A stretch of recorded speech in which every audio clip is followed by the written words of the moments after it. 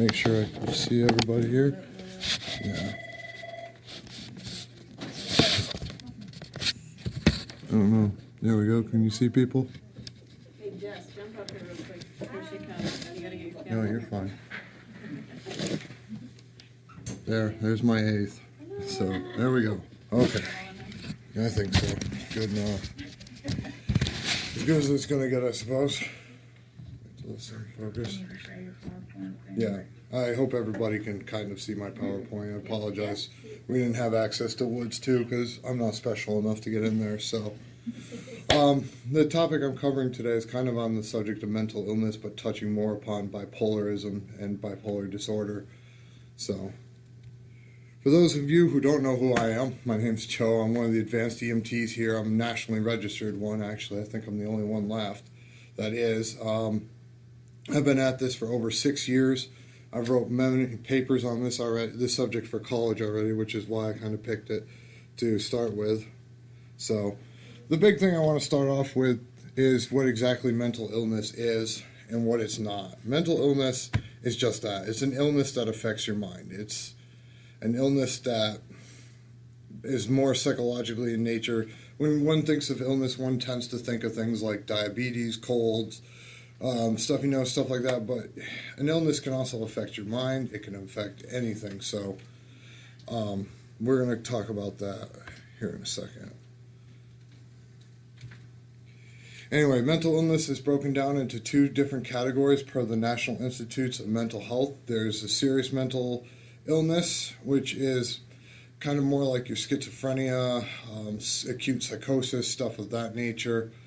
It's anything that's actually going to impact your day-to-day life. You know, granted, schizophrenics can function on medication, but we're talking non-medicated. And then next, we have any mental illness, which is things like depression and, stuff of that nature. Things, it affects your life, but it doesn't impact your ability to do your normal day-to-day thing. So, let's see here. So one of the big reasons mental illness in this country is so unreported and untreated is because there's such a huge stigma attached to it. In 1999, the Surgeon General at the time stated that the stigma attached to mental illness was the biggest barrier to mental health care. I mean, people just won't seek care because they're afraid of being called crazy, weird, or even violent. You tend to hear the word schizophrenic, and what do you think? Somebody sitting there talking to themselves, hearing voices, potentially violent. Well, it's not really the truth of the matter. A lot of people, you could pass someone on the street today and never know it that has schizophrenia. You just wouldn't know it. They're normal people like you and I. Or as normal as anybody is, I suppose. So, with bipolarism, there's multiple forms of it, but the 2 biggest ones are bipolar 1 and bipolar 2 disorder. And this is all straight out of the Diagnostic and Statistical Manual of Mental Disorders, which is pretty much the Holy Bible to psychiatrists. This is the 5th edition, the most current edition is where all this information is coming from.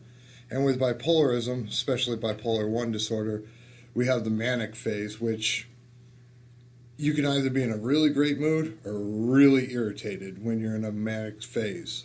So think of normal like the ocean, the surface of the ocean. So when you're in a manic phase, you're way, way, way up here in the stratosphere somewhere. Be it in a happy or irritable mood. You can be irritable too for no apparent reason and be in a manic moment. Some things that you'll encounter: inflated self-esteem or grandiosity. A lot of these people have illusions of grandeur. They think they're married to a supermodel or celebrity, stuff like that, when obviously the case is they're not. Decreased need for sleep. You only sleep about 2 to 3 hours. More talkative than normal. The person's just firing off like a machine gun. No. Or they feel an intense pressure to continue talking. Flight of ideas. Meaning, think of it as like a squirrel chasing a nut. You just cannot get your thoughts in one place to stay put at one time. Distractibility speaks to flight of ideas, the whole squirrel chasing the nuts type deal. You just cannot focus or anything. Increased goal-directed activity. You get something in your head and you cannot stop, you cannot rest until you get whatever it is in your head done. So, and then excess involvement in activities that have a high potential for painful consequences. I mean, like I said, you get something in your head, you're going to do it. So, wrong button.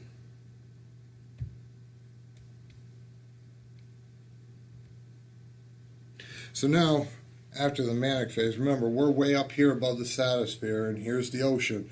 You're going to all of a sudden just come down. I mean, like, you're going to crash and crash hard, and you're going to sink into that ocean of depression and major depression, and you're going to go lower in whales. I mean, you go really, really low.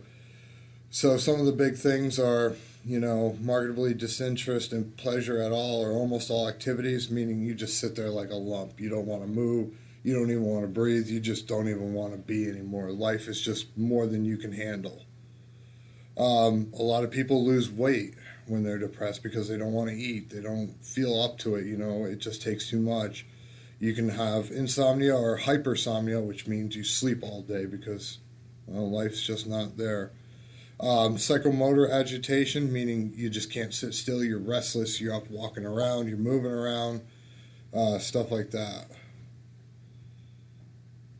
So, and like I said, this can impact your day-to-day life. So bipolar 1 is more of an SMI than the AMI version. It's a serious mental versus any mental. So, with bipolar 2 disorder, it's the same as 1, but instead of manic moments, you have hypomania. Hypomania is a lot less severe form of mania. You're not way, way, way up in the clouds, but you're definitely above your baseline normal.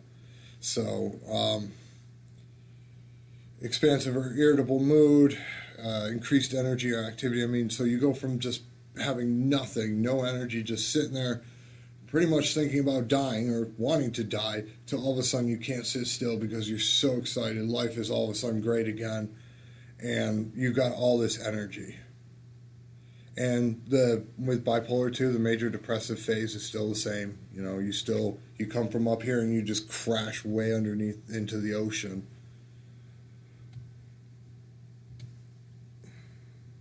So, obviously, with any mental illness, there's an elevated risk of suicide. Bipolar 2 carries a 36% risk, and bipolar 1 is a 32-point-something% risk. So there's a slight increase of risk of suicide. A lot of people with mental illness, especially bipolarism, tend to self-medicate to help regulate and stabilize their moods. It's done with drinking, alcohol, drugs, anything that you can think of to help calm yourself, because, I cannot stress this enough. You are going from way up here to way down here like that with no control over your emotions. You're not stable. It's total chaos. So a lot of times people will turn to self-medication to help deal with their problems. And then when everything completely breaks down, especially in a major depressive mood, people tend to harm themselves, because when you're in that major depressive moment, you just sit there and you feel absolutely nothing. You are nothing. The world ceases to exist around you. And a lot of people take to self-harm because I'd rather feel pain than nothing at all. And a lot of people will do that. They will literally take instruments and cut themselves till they feel pain again because they feel nothing. They'll pull at their hair. They'll pick at scabs to bleed, to make the wound continue to bleed, to continue these sort of things. So these are some of the things people do to try and alleviate the symptoms that come with being a bipolar disorder person. So treatment options, though, there are treatments, and bipolar is very treatable. You all remember Carrie Fisher from Star Wars. She just recently passed away. She was a bipolar 1 disorder sufferer, and she had a very, very, very severe form of it and actually had to go through electroconvulsive therapy because nothing else worked. So that's the extreme option. ECT is an option, though. It's been proven to help with the major depressive phase. I don't know about the manic phase, but so some of the treatment options are mood stabilizers, atypical antipsychotics, antidepressants, but there's a lot of argument in the clinical field over whether or not antidepressants are an appropriate treatment, something about how SSRIs or selective serotonin uptake inhibitors interact with the brain and how bipolarism affects us. So there's kind of that. And then there's psychotherapy such as cognitive behavioral therapy, group family therapy, individual therapy, stuff like that. So there are treatment options beyond hurting yourself. And the big things that I want everyone to take away from everything is mental illness is literally just that. It's an illness. It is no different than diabetes. It is no different than a common cold. It's nothing to be ashamed of. I'd say over 20% of the American population has one.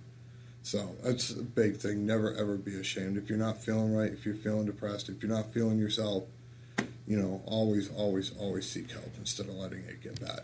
And like I said, just to kind of sum up, that's it. That's my summation. I can go, Joe.